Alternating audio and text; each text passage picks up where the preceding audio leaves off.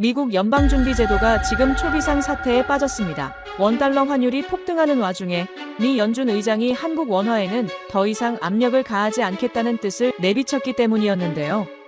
외신들은 충격에 빠졌고 그 이유는 단 하나, 누리호 발사를 하루 앞둔 고흥에서 벌어진 사건이었습니다. 발사 현장을 참관하던 미 연준 고위 간부가 입에서 거품을 뿜으며 쓰러졌습니다. 호흡은 끊어지고 사진은 경직되고 맥박은 거의 멈춰가는 상황. 미 연준과 재무부는 다급히 외쳤습니다. 지금 즉시 본국으로 이송하라. 하지만 현장에 있던 미국 관계자들은 한국 시골 마을에서 이 상황을 감당할 방법이 없어 그저 고개를 떨굴 뿐이었습니다. 그러나 그 절망의 순간 밤하늘을 가르며 한국 119 헬기가 등장합니다. 단 15분 만에 화순전남 대병원 도착. 그리고 의료진의 단호한 한마디. 이거 한 번 더 하면 살릴 수 있습니다. 그때부터 벌어진 72시간. 미국이 믿지 못했고 세계가 이해하지 못했으며 오직 한국만의 시도 그리고 반전이 펼쳐집니다. 지금부터 한국 의료진의 헌신으로 세계 금융의 심장까지 흔들어버린 믿기 어려운 실화를 공개합니다. 그 전에 구독과 좋아요를 눌러주시면 이 영상이 누리호보다 더 빠르게 더 멀리 퍼져 우리 기술의 위대함을 전 세계에 알릴 수 있습니다. 그리고 진심으로 대한민국의 우주기술과 의료기술이 세계 최고라고 생각하신다면 한국 최고라고 댓글로 알려주세요. 또 어디서 듣고 계신지도 알려주세요. 우리는 지금 국경을 넘어 하나로 연결되고 있습니다. 그럼 사연 시작합니다. 저는 클레어 존슨입니다. 34, 미국 연방준비제도 고위 간부의 전담 비서관이죠. 그날 저는 로버트 해밀턴 씨와 함께 한국 남쪽 끝 고흥이라는 작은 해안 마을에 서 있었어요. 밤하늘은 까맣게 물들어 있었고 저 멀리 누리호 발사대의 조명만이 새하얗게 빛나고 있었습니다. 차가운 바람이 얼굴을 스쳤고 저는 코트 깃을 여미며 로버트 씨 옆에 섰죠. 그는 62세 미국 연방준비제도 상위 간부이자 국제금융안정위원회 미국 대표였어요. 우리가 이곳까지 온 건 단순한 관광이 아니었습니다. 미국 연준은 최근 우주 산업이 글로벌 금융시장에 미칠 파장을 분석하고 있었고 특히 누리호 발사는 차세대 위성시장 경쟁 구도를 바꿀 핵심 이벤트였거든요. 로버트 씨는 몇 주 전 회의에서 이렇게 말했어요. 한국 우주 기술의 실제 역량을 직접 확인해야 합니다. 숫자와 보고서만으론 부족해요. 그래서 우리는 한국 정부의 초청을 받아 고흥 발사장을 찾았죠.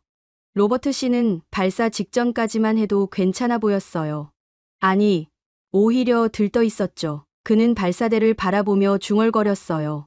이 나라가 이렇게까지 올라올 줄은 몰랐는데. 그런데 그 순간이었습니다. 로버트 씨가 갑자기 비틀거렸어요. 제 팔을 움켜쥐더니 얼굴이 재처럼 하얗게 변하기 시작했죠. 입가에는 거품 같은 게 맺히고 눈이 풀려 있었어요. 다리에 힘이 풀리며 그대로 바닥에 무너졌습니다. 로버트 씨, 저는 그의 어깨를 흔들었어요. 대답이 없었죠. 손을 잡아봤는데 차갑고 축축했습니다. 숨은 쉬고 있었지만 가빠졌고 사지가 굳어가고 있었어요. 팔이, 다리가 마치 돌처럼 딱딱하게 변해가는 게 느껴졌습니다. 살려주세요. 누가 좀 도와주세요. 숨을 못 쉬어요. 제 목소리는 떨렸고 주변 사람들이 우르르 몰려들었어요. 한국 정부 관계자 한 분이 즉시 전화기를 꺼냈고 빠른 한국어로 뭔가를 외쳤죠. 저는 그 말을 하나도 알아듣지 못했지만 목소리의 긴박함만은 알 수 있었습니다. 6분. 정확히 6분 만에 사이렌 소리가 들렸어요. 빨간 불빛이 어둠을 가르며 다가왔고 구급차 문이 열리자 응급구조사 2명이 뛰어내렸죠. 그들은 로버트 씨를 들것에 싣고 산소 마스크를 씌우고 팔에 링거를 꽂았어요. 손놀림이 빨랐습니다. 무섭도록 정확했고 한치의 망설임도 없었죠. 구급차 안에서 저는 로버트 씨의 손을 잡았어요. 그는 눈만 깜빡이며 저를 봤습니다. 말을 하려는 것 같았지만 입술이 떨릴 뿐 소리는 나오지 않았죠. 눈가에 눈물이 고였어요. 구급차는 고흥병원으로 향했습니다. 병원 응급실 문이 열리자마자 의료진이 달려왔어요. 의사 한 명이 로버트 씨의 눈꺼풀을 들추고 맥박을 짚고 가슴에 청진기를 댔죠. 그러고는 간호사에게 빠르게 지시를 내렸습니다. 심전도 즉시 연결하고 산소 포화도 체크하세요. 신경근 마비 의심됩니다. 저는 그 말을 듣고 얼어붙었어요. 신경근 마비. 로버트 씨는 오래전부터 발작성 신경근 마비 증후군과 급성 부정맥을 앓고 있었거든요. 미국에서도 치료가 어려운 병이었죠. 약물 승인은 지연되고 치료비는 천문학적이고 투석 수준의 집중 치료가 필요했어요. 그런데 이 작은 시골 병원에서 뭘 할 수 있겠어요? 10분쯤 지났을까요?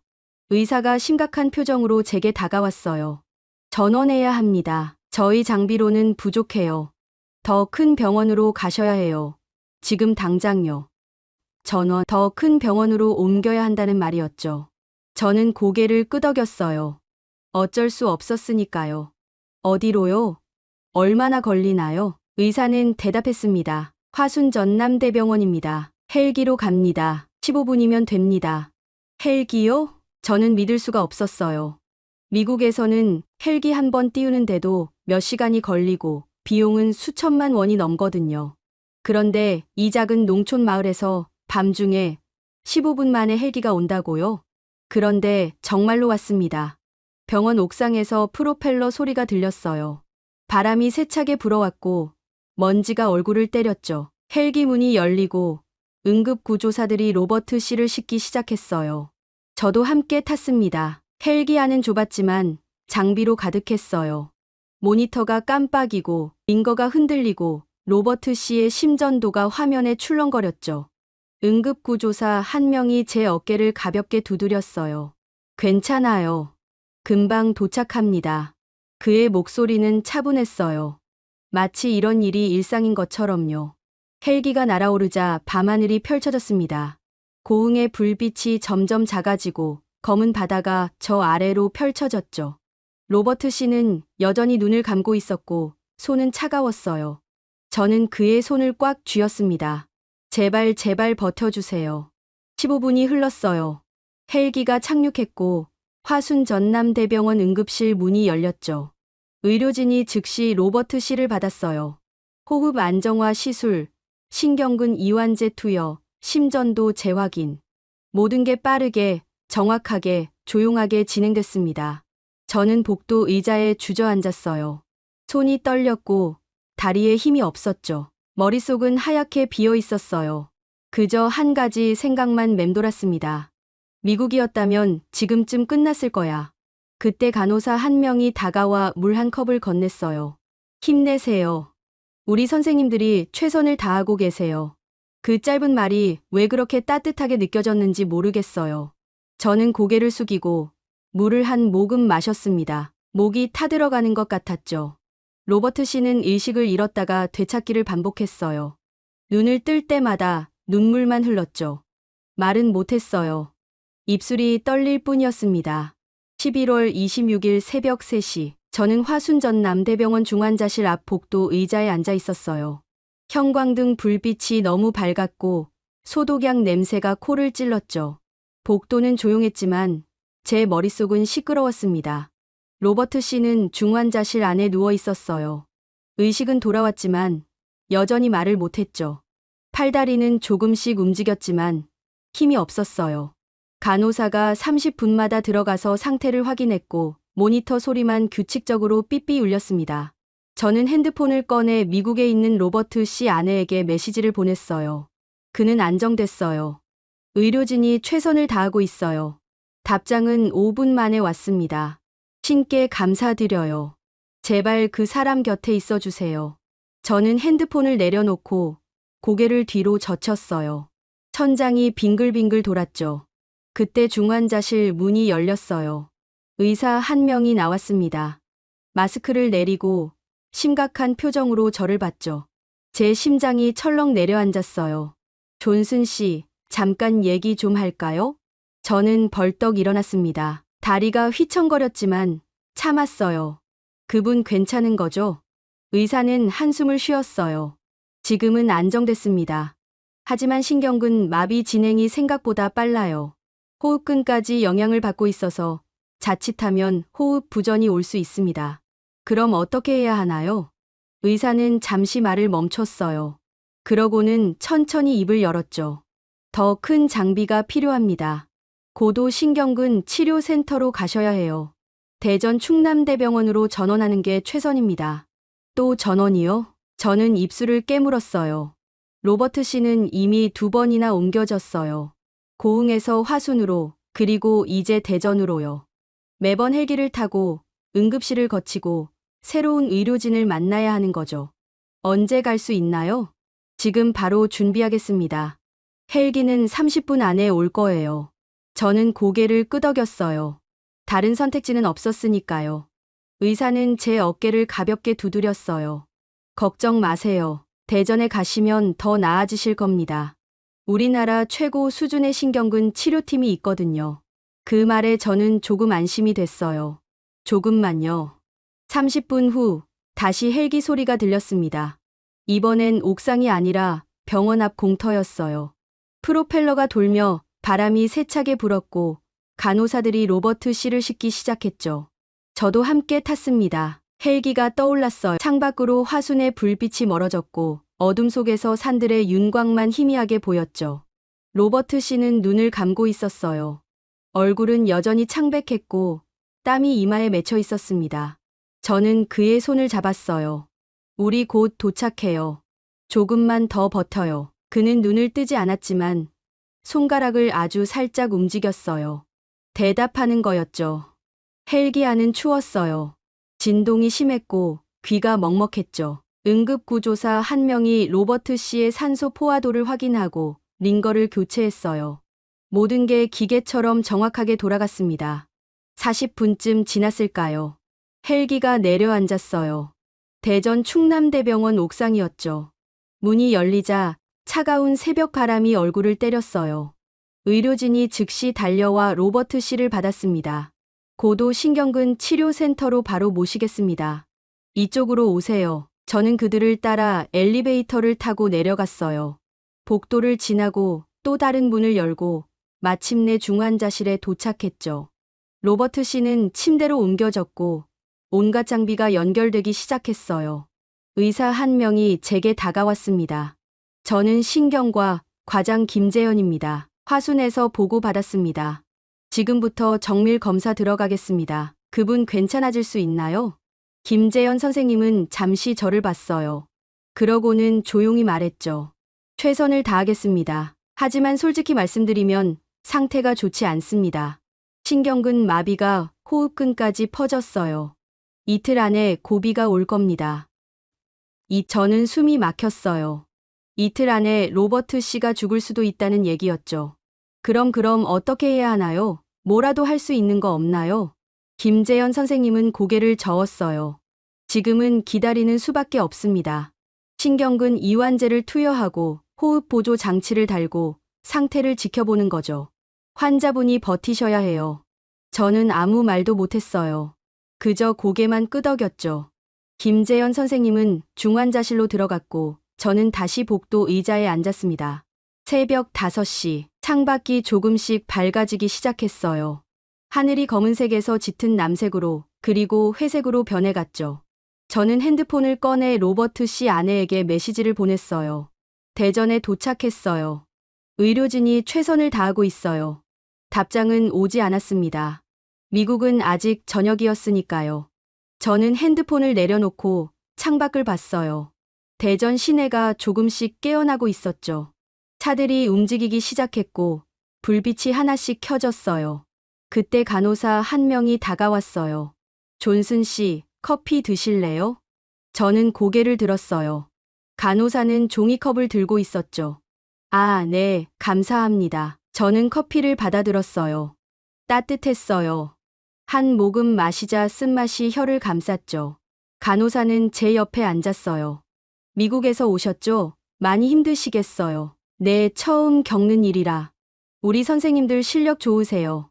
걱정 마세요. 꼭 좋아지실 거예요. 저는 고개를 끄덕였어요.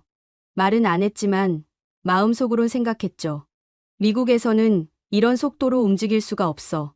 헬기를 2번이나 타고 3개 병원을 거쳐서 겨우 12시간 만에 여기까지 왔잖아. 이게 정상인가? 저는 커피를 다 마시고 종이컵을 쓰레기통에 버렸어요.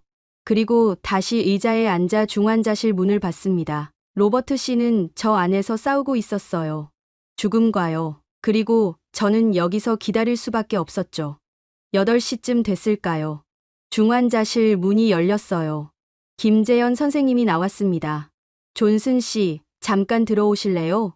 환자분이 깨어나셨어요. 저는 벌떡 일어났어요. 심장이 쿵쾅거렸죠. 중환자실 안은 조용했어요. 기계 소리만 규칙적으로 울렸고 로버트 씨는 침대에 누워 저를 봤어요. 눈이 축축했죠. 저는 그의 곁으로 다가가 손을 잡았어요. 로버트 씨 괜찮으세요? 그는 고개를 아주 살짝 끄덕였어요. 입술이 움직였지만 소리는 나오지 않았죠. 저는 울음이 터질 것 같았어요. 하지만 참았습니다. 울면 안 됐으니까요. 조금만 더 버텨요. 여기 선생님들이 최고예요. 꼭 나아질 거예요. 로버트 씨는 눈을 감았어요. 눈물이 볼을 타고 흘러내렸습니다. 저는 그의 손을 꽉 쥐었어요. 차갑고 떨리고 약한 손이었지만요. 11월 26일 오후, 저는 병원 로비 구석 의자에 앉아 있었어요. 핸드폰을 손에 쥔 채 화면만 빤히 들여다보고 있었죠. 로버트 씨 아내한테서 연락이 왔거든요. 영상통화 좀 할 수 있을까요? 남편 얼굴 좀 보고 싶어요. 저는 한참을 망설였어요. 로버트 씨 상태를 보여줘야 하나 말아야 하나. 중환자실에 누워서 온갖 관이 꽂힌 모습을 보여주면 그분이 얼마나 놀랄까요? 하지만 거절할 수는 없었어요. 저는 간호사실로 가서 물었습니다. 환자분께 잠깐 영상통화 좀 할 수 있을까요? 가족분이 보고 싶어 하셔서요. 간호사는 김재현 선생님께 확인했고 선생님은 고개를 끄덕였어요. 짧게요. 5분 이내로만요. 환자분이 흥분하시면 안 되니까요. 저는 중환자실로 들어갔습니다. 로버트 씨는 침대에 비스듬히 기대에 누워 있었어요. 산소 마스크가 얼굴을 반쯤 가리고 있었고 팔에는 링거 바늘이 박혀 있었죠. 모니터가 깜빡이며 심박수를 표시했고 숫자는 78이었어요. 낮았죠. 로버트 씨, 부인분이 영상통화하고 싶어 하세요. 그는 눈을 떴어요. 희미하게 고개를 끄덕였죠. 저는 핸드폰을 꺼내 영상통화를 걸었습니다. 신호음이 3번 울렸고 화면이 켜졌어요. 로버트 씨 아내가 나타났습니다. 그분은 50대 후반이었어요. 금발 머리가 어깨까지 내려왔고 눈가에 주름이 깊게 패여 있었죠. 화면 속에서도 얼굴이 창백했고 눈은 빨갛게 충혈돼 있었어요. 로버트, 그분의 목소리가 떨렸어요. 로버트 씨는 화면을 봤습니다. 입술이 파르르 떨렸고 눈에 눈물이 고이기 시작했죠. 여보, 제발 돌아와요. 제발. 그분은 울기 시작했어요. 소리 내서 울었죠. 화면이 흔들렸고 눈물이 뺨을 타고 흘러내렸어요. 아이들이 매일 물어봐요. 아빠 언제 오냐고, 언제 집에 오냐고. 로버트 씨는 말을 못했어요. 목구멍에서 그르렁거리는 소리만 났죠. 산소 마스크가 김이 서렸고 손이 떨렸어요. 저는 핸드폰을 로버트 씨 가까이 가져갔어요. 그가 화면을 더 잘 볼 수 있게요. 여보, 당신 없으면 나는 어떻게 살아요? 그분은 고개를 떨구고 울었어요. 어깨가 들썩였고 흐느끼는 소리가 핸드폰 스피커를 통해 새어나왔죠. 로버트 씨는 손을 들려고 했어요. 화면을 향해 손을 뻗으려 했죠. 하지만 팔에 힘이 없었어요.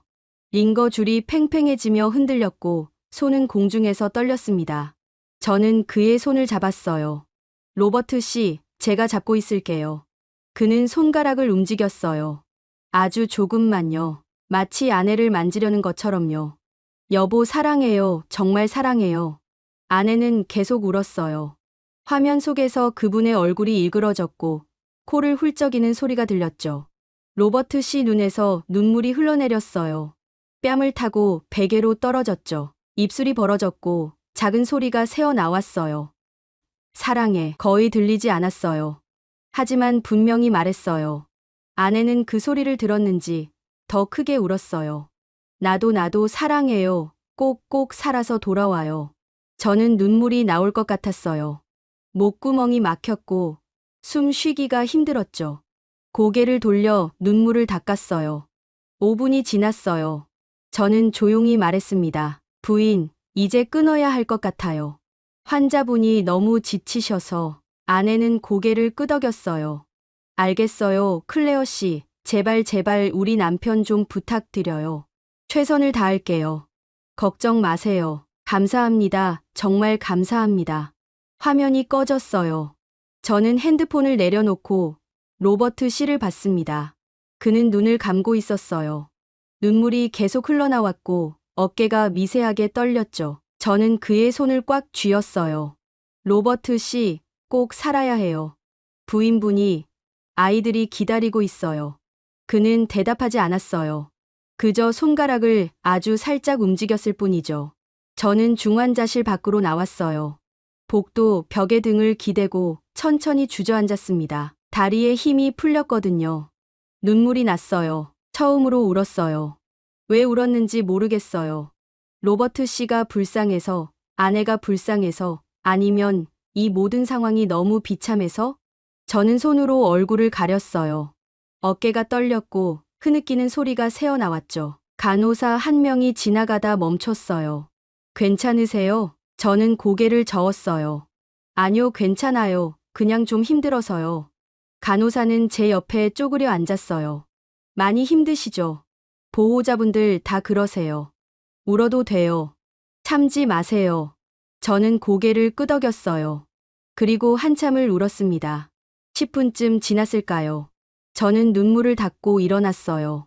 화장실로 가서 얼굴을 씻었죠. 거울 속 제 모습은 엉망이었어요. 눈이 퉁퉁 붓고 얼굴이 빨갛게 달아올랐고 머리카락은 헝클어져 있었죠. 저는 찬물로 얼굴을 여러 번 씻었어요. 정신을 차려야 했으니까요. 로비로 돌아왔을 때 핸드폰이 울렸어요. 미국에서 온 전화였습니다. 연준 본부였죠.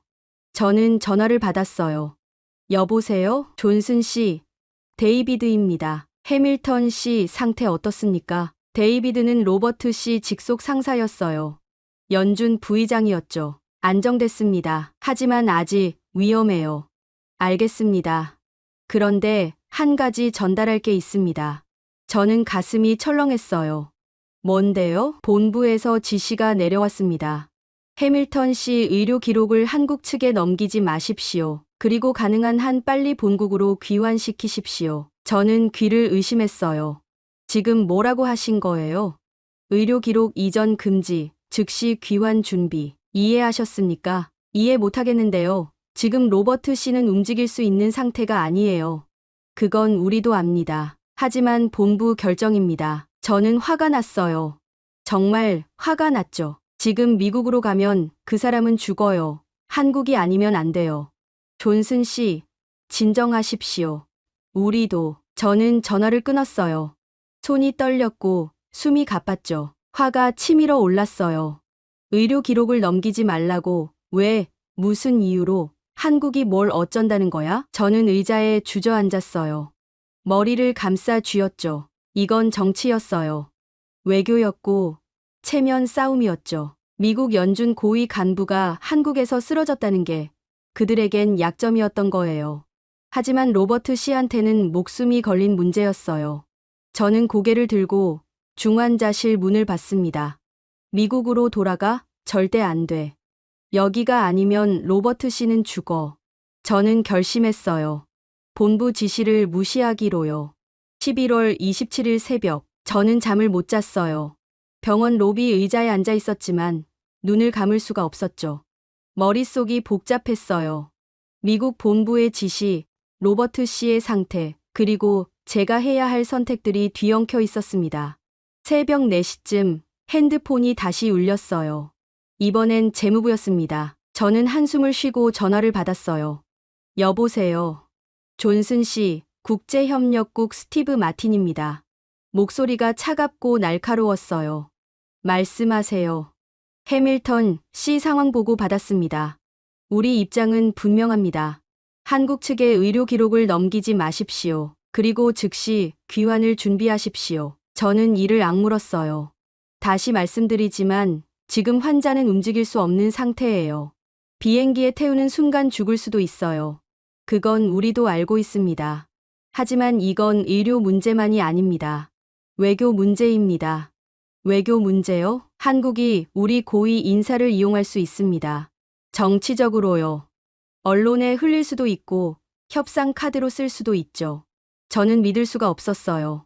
지금 진지하게 그런 말씀 하시는 거예요? 우리는 국익을 생각해야 합니다. 해밀턴 씨도 이해하실 겁니다. 로버트 씨는 지금 말도 못해요. 이해고 뭐고 할 수 있는 상태가 아니라고요.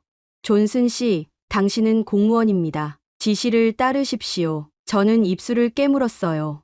손이 떨렸죠. 만약 제가 따르지 않으면요. 전화 너머로 침묵이 흘렀어요. 길고 무거운 침묵이었죠. 그럼 책임은 당신이 지게 됩니다. 전화가 끊겼어요. 저는 핸드폰을 내려놓고 고개를 떨궜습니다. 손바닥으로 얼굴을 감쌌죠. 책임. 그래, 책임이지. 로버트 씨가 죽으면 내 책임이고, 본부 지시를 어기면 내 책임이고, 뭘 해도 내 책임이야. 저는 화장실로 갔어요. 세면대에 찬물을 받아 얼굴을 씻었죠. 거울 속 제 모습이 낯설었어요. 눈 밑이 시커멓게 그을렸고 입술은 바짝 말라 있었습니다. 6시쯤 됐을 때 김재현 선생님이 저를 찾았어요. 존슨 씨, 잠깐 얘기 좀 할까요? 저는 고개를 끄덕이고 따라갔어요.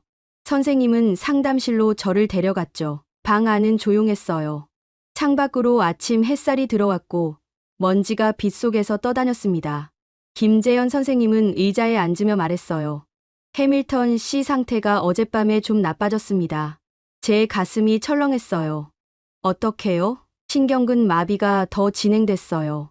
호흡근 기능이 떨어지고 있고 자가 호흡이 힘들어질 수 있습니다.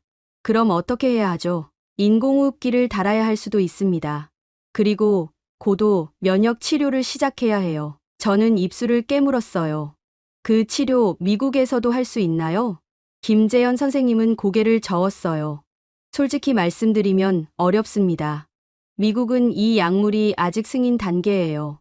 임상 시험 중이죠. 하지만 한국은 2년 전에 승인됐고 이미 70건 이상 치료 성공 사례가 있습니다.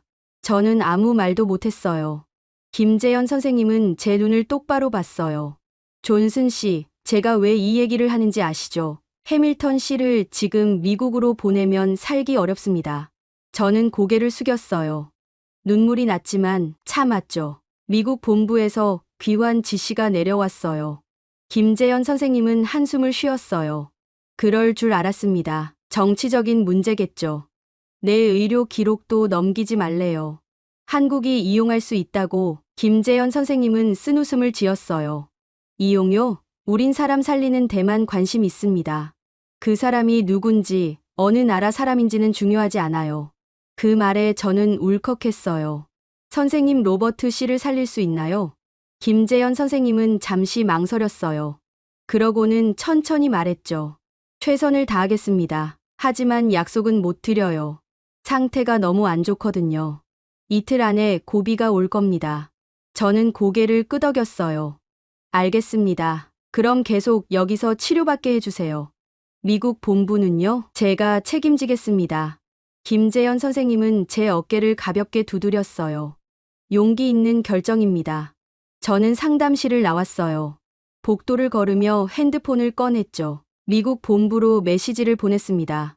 로버트 씨는 이동 불가 상태입니다. 한국에서 치료 계속합니다. 책임은 제가 지겠습니다. 전송 버튼을 눌렀어요. 답장은 10분 만에 왔습니다. 경고합니다. 지시 불이행 시 징계 조치 예정. 저는 핸드폰을 주머니에 넣었어요. 더 이상 확인하고 싶지 않았죠. 오전 10시쯤 중환자실에서 경보음이 울렸어요. 저는 복도에 있었는데 그 소리를 듣고 뛰어갔죠. 간호사들이 우르르 달려가고 의사들이 급하게 움직였어요. 무슨 일이에요? 간호사 한 명이 저를 막았어요. 지금은 들어갈 수 없어요. 환자분 상태가 급변했어요. 제 다리에 힘이 풀렸어요. 로버트 씨가 어떻게 됐어요? 산소 포화도가 급락했어요. 호흡 곤란이 왔습니다. 저는 중환자실 문 유리창으로 안을 봤어요. 로버트 씨는 침대에 누워 있었고 의료진이 그를 둘러싸고 있었죠. 산소 마스크가 벗겨지고 더 큰 호흡 보조 장치가 연결됐어요. 모니터 숫자가 빠르게 떨어지고 경보음이 계속 울렸습니다. 김재현 선생님이 소리쳤어요. 기도 삽관 준비, 지금 당장. 간호사들이 움직였어요. 튜브가 준비됐고 약물이 주입됐죠. 저는 유리창에 손을 댔어요. 손바닥이 차가웠고 유리에 김이 서렸습니다. 제발, 제발. 5분이 지났어요. 모니터 숫자가 조금씩 올라가기 시작했어요. 65, 70, 75. 경보음이 멈췄죠. 김재현 선생님이 한숨을 내쉬었어요. 일단 넘겼습니다. 인공호흡기 연결하세요. 의료진이 천천히 움직였어요. 긴장이 풀렸고 어깨가 축 늘어졌죠. 저는 주저앉았어요. 바닥에 그대로 주저앉아 고개를 떨궜습니다. 눈물이 났어요. 이번엔 참을 수가 없었죠. 간호사 한 명이 다가와 제 등을 쓰다듬었어요. 괜찮아요. 이제 괜찮아요. 저는 고개를 저었어요. 아니에요, 괜찮지 않아요. 로버트 씨가 죽을 뻔했잖아요. 하지만 안 죽었어요. 우리가 살렸어요. 저는 고개를 들고 간호사를 봤어요. 그분은 미소 짓고 있었죠. 한국에서는요, 죽을 때까지 포기하지 않아요. 0초까지도요. 0초, 제로 초라는 뜻이었죠. 저는 눈물을 닦고 천천히 일어났어요. 중환자실 문이 열렸고 김재현 선생님이 나왔습니다. 존슨 씨, 들어오세요. 저는 안으로 들어갔어요. 로버트 씨는 침대에 누워 있었어요. 인공호흡기가 연결됐고 튜브가 입에 꽂혀 있었죠. 얼굴은 창백했지만 숨은 규칙적으로 쉬고 있었어요. 저는 그의 곁으로 다가가 손을 잡았어요. 로버트 씨, 아직 끝나지 않았어요. 조금만 더 버텨요. 그는 눈을 뜨지 않았어요. 하지만 손가락이 미세하게 움직였죠. 저는 알았어요. 그가 싸우고 있다는 걸요.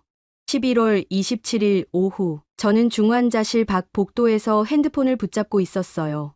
화면엔 미국 본부에서 온 메시지들이 계속 쌓이고 있었죠. 즉각, 귀환 명령, 불응 시 해임 처분, 의료 정보 유출 시 법적 책임 추궁, 최후 통보, 24시간 내 답변 요구. 저는 핸드폰을 끄고 싶었어요. 하지만 그럴 수 없었죠. 로버트 씨 가족과도 연락해야 했고 상황을 계속 보고해야 했으니까요. 오후 3시쯤 김재현 선생님이 저를 찾았어요. 존슨 씨, 상태 설명 좀 드리겠습니다. 저는 고개를 끄덕이고 선생님을 따라갔어요. 이번엔 의사 회의실이었죠. 벽에는 로버트 씨 검사 결과가 빼곡하게 붙어 있었어요. 뇌 사진, 신경 전도 검사, 혈액 검사 수치들이요. 저는 하나도 이해할 수 없었지만 그래프들이 모두 아래로 떨어지고 있다는 건 알 수 있었습니다. 김재현 선생님은 한 장을 가리키며 말했어요. 신경근 기능이 계속 떨어지고 있습니다. 특히 호흡근이 심각해요. 지금은 인공호흡기로 버티고 있지만 이것만으로는 부족합니다. 그럼 어떻게 해야 하죠? 고도 면역 치료를 시작해야 합니다. 면역글로불린 대량 투여와 혈장 교환술이요. 이틀 내로 시작하지 않으면 선생님은 말을 멈췄어요. 저는 알았어요. 말하지 않아도요. 로버트 씨가 죽는다는 얘기죠. 김재현 선생님은 고개를 끄덕였어요. 솔직히 말씀드리면 그렇습니다. 저는 의자에 앉았어요. 다리에 힘이 없었거든요. 그 치료 시작할 수 있나요? 할 수 있습니다. 하지만 환자분 동의가 필요해요. 그리고 선생님은 잠시 망설였어요. 미국 측 동의도 필요합니다. 이건 고가 치료거든요. 보험 처리 문제도 있고요. 저는 쓴웃음을 지었어요. 미국 측은 동의 안 할 거예요. 오히려 당장 데려가라고 할 걸요. 알고 있습니다. 그래서 제가 제안을 하나 드리려고요. 저는 고개를 들었어요. 우리 병원에서 선 치료하겠습니다. 비용은 나중에 정산하고요. 지금은 살리는 게 먼저니까요. 저는 멍하니 선생님을 봤어요.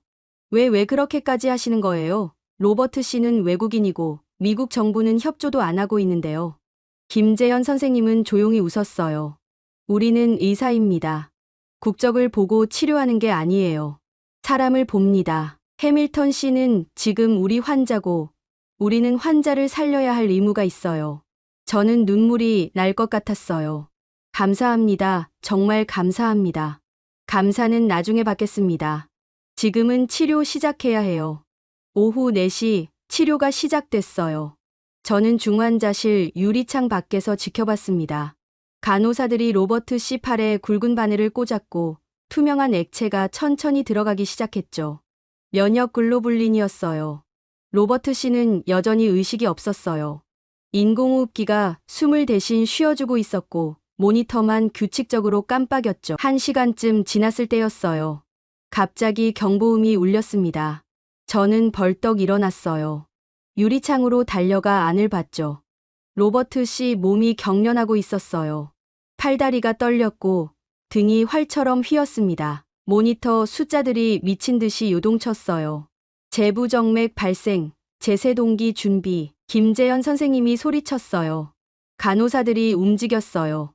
패들이 로버트 씨 가슴에 대어졌고 누군가 외쳤죠. 모두 떨어지세요. 로버트 씨 몸이 튀어올랐어요. 침대가 덜컹거렸고 링거가 흔들렸죠. 모니터를 봤어요. 숫자가 떨어지고 있었어요. 다시 한 번 더. 또 한 번 몸이 튀었어요. 저는 숨을 쉴 수가 없었어요. 손으로 입을 막고 유리창에 이마를 댔죠. 차가웠어요. 심장 리듬 확인. 맥박 돌아왔습니다. 김재현 선생님 목소리가 들렸어요. 모니터 숫자가 올라가기 시작했어요. 천천히, 아주 천천히요. 50, 60, 70 경보음이 멈췄어요. 의료진이 한숨을 내쉬었고 긴장이 풀렸죠.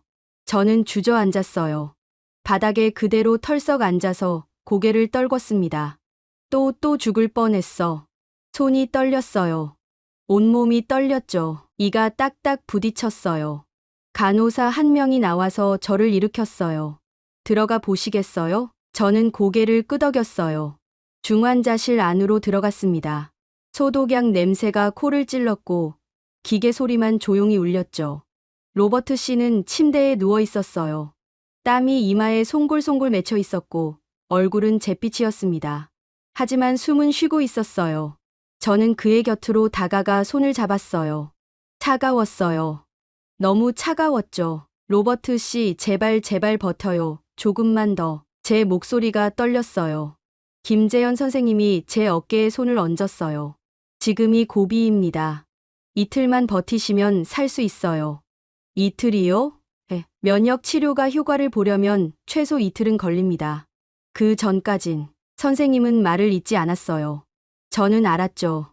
그 전까진 언제든 죽을 수 있다는 얘기였어요. 저녁 7시쯤 저는 로비에 내려갔어요. 뭐라도 먹어야 했거든요. 이틀째 제대로 먹은 게 없었죠. 편의점에서 삼각김밥 하나를 샀어요. 참치김밥이었죠. 벤치에 앉아 한 입 베어 물었는데 목으로 넘어가지 않았어요. 씹을수록 모래 같았고 맛도 느껴지지 않았죠. 핸드폰이 울렸어요.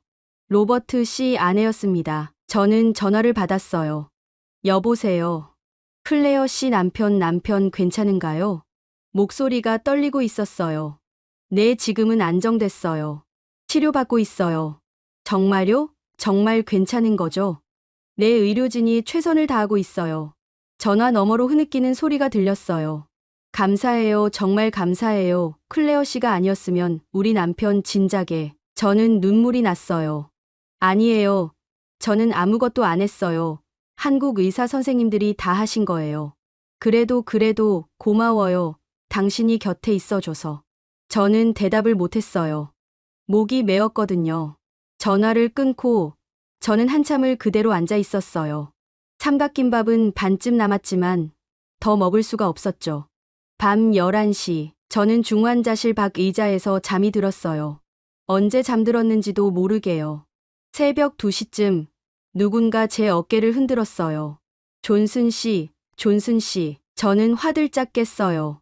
간호사였죠. 왜요? 로버트 씨가 어떻게 됐어요? 괜찮아요. 안정됐어요. 그냥 담요 드리려고요. 여기서 주무시면 감기 걸려요. 간호사는 제 어깨에 담요를 덮어줬어요. 따뜻했어요. 감사합니다. 천만에요. 좀 더 주무세요. 제가 계속 지켜볼 테니까요. 저는 고개를 끄덕이고 다시 눈을 감았어요. 담요 속이 따뜻했고 처음으로 조금 안심이 됐습니다. 한국 사람들은 왜 이렇게 따뜻할까? 그 생각을 하며 저는 다시 잠들었어요. 11월 28일 새벽, 저는 담요를 뒤집어 쓴 채 의자에서 눈을 떴어요. 목이 뻐근했고 허리가 결렸죠. 시계를 봤더니 6시였어요. 복도는 조용했어요. 청소하시는 분 한 명이 걸레질을 하고 있었고 소독약 냄새가 복도에 퍼져 있었죠. 형광등 불빛이 차갑게 내려앉았어요. 저는 담요를 개어서 의자에 놓고 화장실로 갔습니다. 거울을 봤더니 제 모습이 말이 아니었어요. 눈 밑에 다크서클이 깊게 패였고 머리카락은 엉망이었죠. 입술은 갈라져 있었고요. 찬물로 얼굴을 씻었어요. 정신을 차려야 했으니까요. 중환자실로 갔습니다. 유리창으로 안을 들여다봤어요. 로버트 씨는 여전히 침대에 누워 있었어요. 인공호흡기가 연결돼 있었고 모니터가 하지만 어제보다는 숫자가 조금 나아 보였어요. 산소 포화도가 85였거든요. 어제는 75였는데요. 간호사 한 명이 안에서 로버트 씨를 돌보고 있었어요. 땀을 닦아주고 이불을 덮어주고 링거를 확인하고 있었죠. 저는 그 모습을 보며 생각했어요. 저 간호사는 밤새 여기 있었구나. 문이 열렸어요. 간호사가 나왔습니다. 안녕하세요. 존슨 씨, 밤새 주무셨어요? 네, 조금요. 로버트 씨는 어때요? 어젯밤보단 나아졌어요. 심박수도 안정됐고 체온도 정상이에요. 저는 안도의 한숨을 쉬었어요. 들어가 봐도 될까요? 네, 잠깐이요. 5분만요. 저는 중환자실로 들어갔어요. 로버트 씨는 눈을 감고 있었어요. 얼굴은 여전히 창백했지만 어제처럼 잿빛은 아니었죠. 숨소리가 규칙적이었고 가슴이 천천히 오르내렸어요. 저는 그의 곁에 서서 손을 잡았어요. 로버트 씨 오늘도 잘 버티고 있네요. 조금만 더 힘내요. 그는 대답하지 않았어요. 하지만 손가락이 아주 살짝 움직였죠. 저는 미소 지었어요. 처음으로 미소 지은 것 같았어요. 오전 9시쯤 김재현 선생님이 회진을 왔어요. 선생님은 로버트 씨 차트를 보고 모니터를 확인하고 청진기로 가슴 소리를 들었죠. 그러고는 고개를 끄덕였어요. 좋아지고 있습니다. 제 가슴이 뛰었어요. 정말요? 네. 면역 치료가 효과를 보이기 시작했어요. 신경근 기능이 회복되고 있어요. 아직 미약하지만요. 그럼 살 수 있다는 거죠? 김재현 선생님은 조심스럽게 말했어요. 아직은 장담 못합니다. 하지만 희망이 생겼어요. 저는 눈물이 났어요. 참으려고 했지만 참을 수가 없었죠. 감사합니다. 정말 감사합니다. 김재현 선생님은 제 어깨를 두드렸어요. 울지 마세요. 아직 끝난 게 아니니까요. 오늘 하루가 고비입니다. 저는 고개를 끄덕이고 눈물을 닦았어요. 오후 2시쯤 중환자실 옆 병실 환자 한 분이 저를 찾아왔어요. 60대쯤 돼 보이는 남자분이었죠. 목발을 짚고 있었고 다리에 깁스를 하고 있었어요. 존슨 씨 맞으시죠? 네, 그런데요. 저 옆 병실에 있는 환자예요. 간호사한테 들었어요. 미국에서 오신 분 지금 중환자실에 계시다고요. 아, 네. 남자분은 의자에 앉으며 말했어요. 힘드시겠어요. 타국에서 이런 일 당하면 얼마나 무섭겠어요. 저는 고개를 숙였어요. 네, 솔직히 무서워요. 로버트 씨가 죽을까 봐요. 안 죽어요. 여기 선생님들 실력 좋아요. 저도 사고 났을 때 여기서 살았거든요. 그러셨어요? 네, 작년에 교통사고 났어요. 다리 으스러지고 갈비뼈 부러지고 난리 났었죠. 근데 여기서 살렸어요. 그러니까 믿으세요. 저는 조금 안심이 됐어요. 감사합니다. 위로해 주셔서요. 남자분은 주머니에서 뭔가를 꺼냈어요. 작은 종이 봉투였죠. 이거 드세요. 엿이에요. 우리나라 전통 간식이에요. 단 거 먹으면 기운 나거든요. 저는 봉투를 받았어요. 감사합니다. 천만에요. 힘내세요. 금방 좋아지실 거예요. 남자분은 목발을 짚고 돌아갔어요. 저는 봉투를 열어 엿을 하나 꺼냈어요. 입에 넣었더니 달콤했죠. 입안에서 천천히 녹았고 목으로 넘어갔어요. 한국 사람들은 왜 이렇게 친절할까? 오후 4시쯤 간호사 한 명이 저를 찾았어요. 존슨 씨, 환자분 깨어나셨어요. 저는 벌떡 일어났어요. 정말요? 네, 들어가 보세요. 저는 중환자실로 뛰어들어갔어요.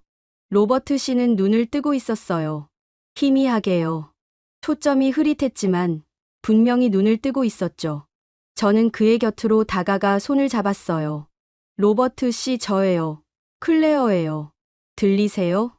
그는 천천히 고개를 끄덕였어요. 아주 조금만요. 저는 울음이 터졌어요. 로버트 씨, 정말 다행이에요. 정말. 그의 입술이 움직였어요. 소리는 나오지 않았지만 입 모양으로 알 수 있었어요. 고맙다. 저는 고개를 저었어요. 아니에요. 제가 아니라 한국 의사 선생님들이 살리신 거예요. 로버트 씨는 또 입술을 움직였어요. 한국. 저는 고개를 끄덕였어요. 네, 한국이에요. 우리 지금 한국에 있어요. 대전이요. 그의 눈에서 눈물이 흘러나왔어요. 뺨을 타고 베개로 떨어졌죠. 저는 그의 손을 꽉 쥐었어요. 이제 괜찮아요.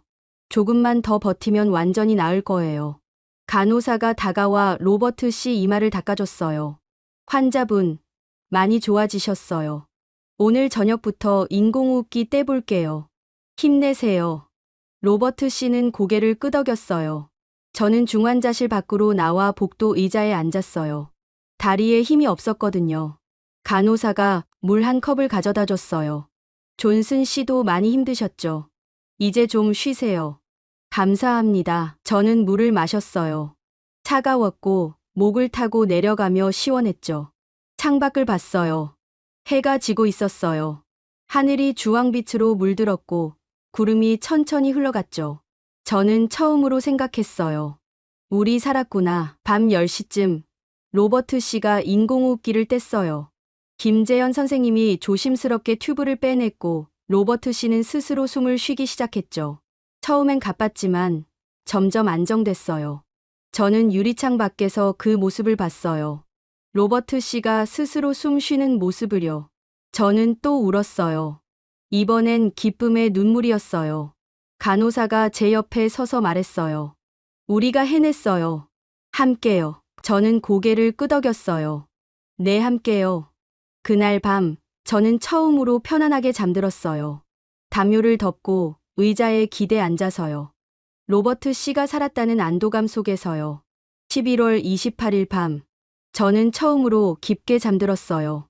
꿈도 꾸지 않았죠. 그저 어둠 속에 빠져 있었고 아무 생각도 들지 않았어요. 새벽 5시쯤 누군가 제 어깨를 살짝 흔들었어요. 존슨 씨, 일어나세요. 저는 천천히 눈을 떴어요. 간호사였죠. 무슨 일이에요? 로버트 씨가, 아니에요. 좋은 소식이에요. 환자분이 말씀하세요. 저는 벌떡 일어났어요. 말을 한다고요? 네, 아직 작은 소리지만요. 들어가 보세요.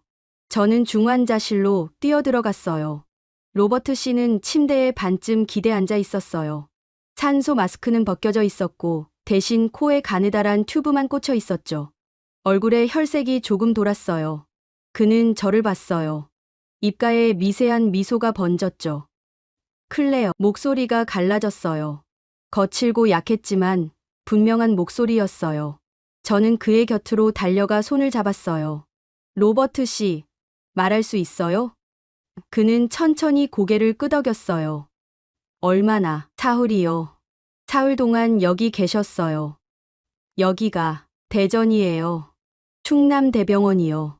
로버트 씨는 눈을 감았어요. 숨을 깊게 들이마셨죠. 살았구나. 네, 살아 계세요. 한국 의사 선생님들이 살리셨어요. 그는 눈물을 흘렸어요. 소리 없이요. 저도 울었어요. 이번엔 참지 않았죠. 정말 다행이에요. 간호사가 물을 가져왔어요. 빨대가 꽂힌 컵이었죠. 환자분, 천천히 마셔보세요. 로버트 씨는 빨대를 입에 물었어요. 조금 빨아들였죠. 삼키는 게 힘들어 보였지만 성공했어요. 좋아요. 잘하셨어요. 간호사가 미소 지으며 말했어요.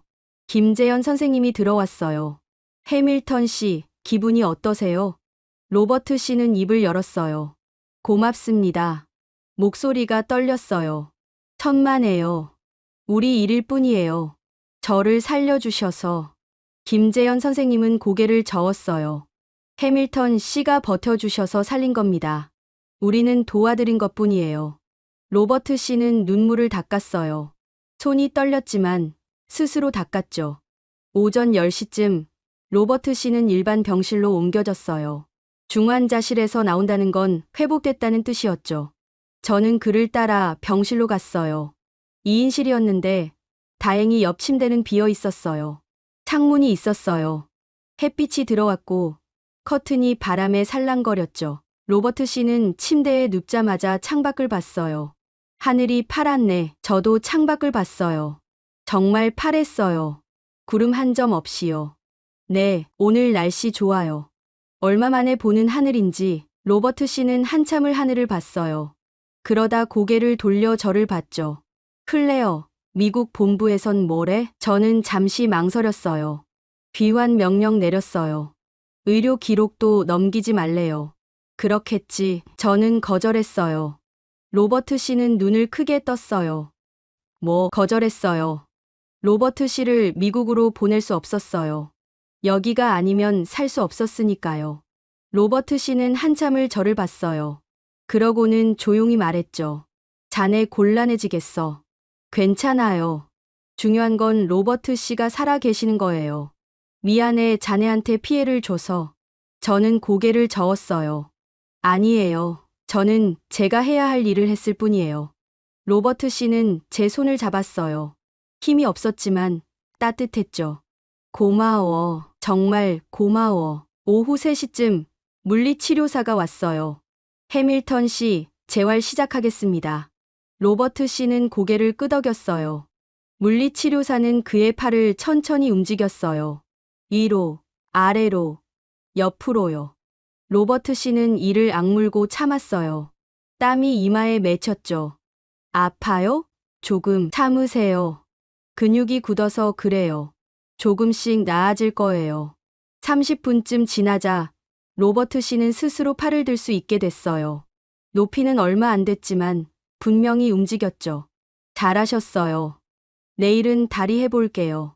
물리치료사가 나간 뒤 로버트 씨는 제게 말했어요. 클레어, 내 가족한테 연락해 줄 수 있어? 지금요?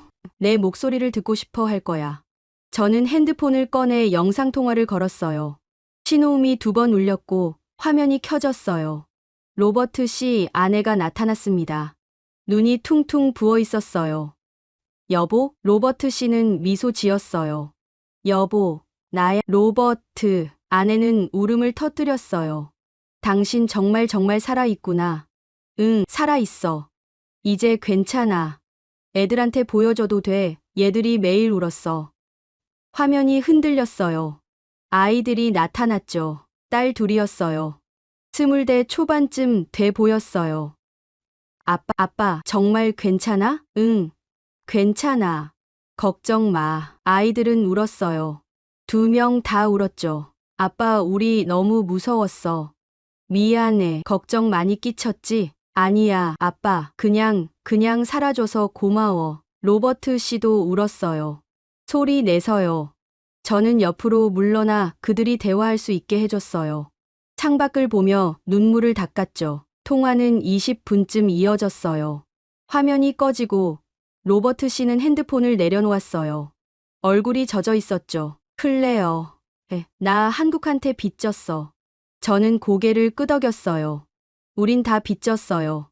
저녁 6시쯤 간호사가 저녁 식사를 가져왔어요. 죽이었어요. 흰죽에 야채가 조금 들어 있었죠. 해밀턴 씨, 천천히 드세요. 소화하기 쉽게 만든 거예요. 로버트 씨는 숟가락을 들었어요. 손이 떨렸지만 스스로 떴죠. 입에 넣었어요. 천천히 씹었고 삼켰어요. 맛있어. 간호사는 미소 지었어요. 다행이네요. 다 드시고 말씀해 주세요. 더 드릴게요. 로버트 씨는 한 숟가락 천천히 먹었어요. 절반쯤 먹었을 때 숟가락을 내려놓았어요. 배불러. 괜찮아요. 조금씩 드시면 돼요. 밤 10시쯤 로버트 씨는 잠들었어요. 저는 옆에 있는 보호자용 침대에 누웠어요. 병원에서 준비해 준 거였죠. 천장을 봤어요. 형광등이 희미하게 켜져 있었고 복도에서 간호사들 발소리가 들렸어요. 저는 생각했어요. 우리 정말 살았구나. 로버트 씨가 살았어. 눈물이 또 났어요. 이번엔 조용히요. 고마움의 눈물이었어요. 한국에 대한, 의료진에 대한, 그리고 모든 것에 대한요. 저는 눈을 감았어요. 처음으로 마음 편히요. 11월 29일. 저는 아침 햇살에 눈을 떴어요. 창문으로 따뜻한 빛이 들어왔고 커튼이 살랑거렸죠. 로버트 씨는 침대에서 눈을 뜨고 있었어요. 안녕하세요. 로버트 씨, 잘 주무셨어요? 응, 오랜만에 편하게 잤어. 그의 목소리가 어제보다 힘이 있었어요. 얼굴도 훨씬 나아 보였죠. 간호사가 아침 식사를 가져왔어요. 이번엔 죽이 아니라 미음이었어요. 더 걸쭉했고 야채도 더 많이 들어 있었죠. 오늘은 이거 드실 수 있으세요. 어제보다 좋아지셨거든요. 로버트 씨는 숟가락을 들고 스스로 먹었어요. 손이 떨렸지만 어제보다 안정적이었죠. 맛이 구수해. 쌀로 만든 거예요. 몸에 좋아요. 로버트 씨는 천천히 다 먹었어요. 그리고 숟가락을 내려놓으며 말했죠. 클레어, 창문 좀 열어줄래? 저는 창문을 열었어요. 차가운 바람이 들어왔고 겨울 냄새가 났죠. 하지만 상쾌했어요. 로버트 씨는 깊게 숨을 들이마셨어요. 공기가 좋네. 네, 오늘 날씨 정말 좋아요. 그는 창밖을 봤어요. 병원 건물들이 보였고 저 멀리 산이 보였죠. 하늘은 맑았어요. 클레어. 나 고흥에서 누리호 발사 못 봤지? 저는 고개를 끄덕였어요. 네, 발사 직전에 쓰러지셨어요. 그랬구나. 로버트 씨는 씁쓸하게 웃었어요. 누리호 보러 왔다가 죽을 뻔했네. 하지만 살아 계세요. 응, 살았어. 그는 잠시 침묵했어요. 그러고는 천천히 말했죠. 클레어, 이상한 생각이 들어. 무슨요? 나는 한국 우주 기술을 보러 왔어. 그게 미국 금융시장에 어떤 영향을 미칠지 분석하려고 해. 근데 결국 본 건 누리호가 아니라 한국이라는 나라 자체였어. 저는 글을 봤어요. 무슨 뜻이에요? 로버트 씨는 창밖을 보며 말했어요. 농촌 마을에서 6분 만에 온 구급차. 밤하늘을 가르며 날아온 헬기. 세계 병원을 거치며 한치의 망설임도 없었던 의료진. 내가 누군지 묻지도 않고 살리려고 했던 사람들. 그의 목소리가 떨렸어요. 그게 한국이더라고. 저는 눈물이 났어요. 네, 저도 느꼈어요. 미국에서는 불가능해. 이런 속도, 이런 시스템, 이런 마음 전부 불가능해. 로버트 씨는 고개를 돌려 저를 봤어요. 한국은 우주도 올리지만 사람도 올려. 죽어가는 사람을 살려서 다시 세상으로 올려보내. 저는 고개를 끄덕였어요. 그게 이 나라의 힘인 것 같아요. 오전 11시쯤 김재현 선생님이 회진을 왔어요. 해밀턴 씨, 오늘 기분 어떠세요? 좋습니다. 많이 좋아졌어요. 김재현 선생님은 차트를 보며 말했어요. 신경근 기능이 거의 회복됐습니다. 호흡도 정상이고요. 며칠 더 계시다가 퇴원하셔도 될 것 같아요. 정말요? 네, 물론 재활은 계속하셔야 해요. 완전히 회복되려면 몇 달은 걸릴 겁니다. 로버트 씨는 김재현 선생님 손을 잡았어요.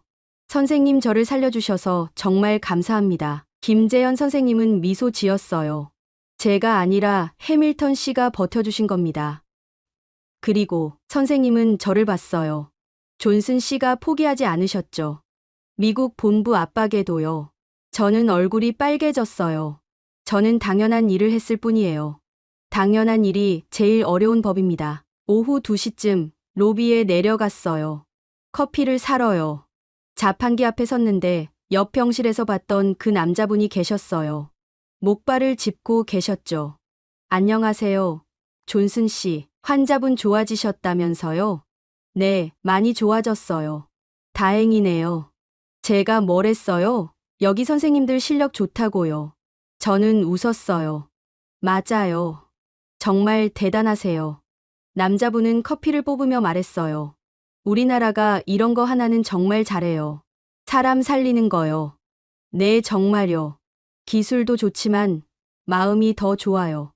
의료진들 보면 진짜 환자 살리려고 최선을 다하거든요. 저는 고개를 끄덕였어요. 저도 그걸 느꼈어요. 미국 가시면 한국 자랑 많이 해주세요. 여기 정말 좋은 나라예요. 네, 꼭 그럴게요. 저녁 6시쯤 로버트 씨는 침대에 앉아 노트북을 켰어요. 미국 본부에 보고서를 써야 한다고 했죠. 뭐라고 쓸 거예요? 로버트 씨는 잠시 생각하더니 말했어요. 진실을 쓸 거야. 진실이요? 한국 의료 시스템이 얼마나 뛰어난지, 왜 미국이 배워야 하는지. 저는 놀랐어요. 본부가 좋아할까요? 모르지. 하지만 내가 살아있다는 게 증거야. 한국이 아니었으면 나는 죽었어. 로버트 씨는 키보드를 두드리기 시작했어요. 저는 옆에서 그 모습을 봤어요. 1시간쯤 지났을 때 로버트 씨는 보고서를 끝냈어요. 다 썼어. 읽어볼래? 저는 화면을 봤어요. 제목은 이랬어요. 한국 응급 의료 체계 분석 및 미국 시스템 개선 제안. 본문에는 로버트 씨가 겪은 일들이 자세히 적혀 있었어요. 고흥에서의 응급 상황, 헬기 이송, 세계 병원을 거친 과정, 그리고 대전에서의 치료까지요. 마지막 문단을 읽었어요. 한국은 나에게 누구인지 묻지 않았다. 단지 살리기 위해 모든 것이 즉시 움직였다. 이것이 한국 의료의 힘이다. 기술도 중요하지만 생명을 대하는 태도가 더 중요하다는 것을 배웠다. 미국은 한국 모델을 연구해야 한다. 저는 눈물이 났어요. 좋은 보고서예요. 고마워. 로버트 씨는 전송 버튼을 눌렀어요. 밤 10시쯤 저는 보호자 침대에 누워 있었어요. 로버트 씨는 잠들었고 병실은 조용했죠. 핸드폰을 꺼내 미국 본부에서 온 메시지를 확인했어요. 존슨, 해밀턴 보고서 받았습니다. 재무부에서 한국 의료 시스템 벤치마킹 검토 시작했습니다. 잘 버텨줘서 고맙습니다. 저는 미소 지었어요. 결국 인정받았네. 창밖을 봤어요. 달이 떠 있었어요. 둥글고 밝았죠. 저는 생각했어요. 한국에서 본 2개의 기적을요. 하나는 누리호였어요. 우주로 올라간 기적이요. 다른 하나는 로버트 씨였어요. 죽음에서 돌아온 기적이요. 그리고 깨달았죠. 2 기적은 같은 뿌리에서 나왔다는 걸요. 포기하지 않는 마음, 끝까지 해내는 의지, 그리고 사람을 향한 따뜻함이요. 저는 눈을 감았어요. 내일이면 로버트 씨는 더 좋아질 거예요. 모레면 일어나서 걸을 수 있을 거고요. 일주일 후면 퇴원할 수 있을 거예요. 그리고 우리는 미국으로 돌아가겠죠. 하지만 한국에서 받은 건 절대 잊지 못할 거예요. 생명을 살린다는 게 어떤 의미인지, 진짜 의료가 무엇인지, 그리고 따뜻함이 얼마나 큰 힘인지를요. 저는 작게 중얼거렸어요. 고마워요, 한국. 그리고 잠들었어요. 평화롭게요. 여러분은 언제 한국이 따뜻하다고 느끼셨나요? 누군가를 살린다는 건 기술만으로 되는 게 아니더라고요. 마음이 함께해야 한다는 걸 저는 한국에서 배웠어요. 이 이야기가 여러분 마음에 닿았다면 구독과 좋아요 부탁드립니다.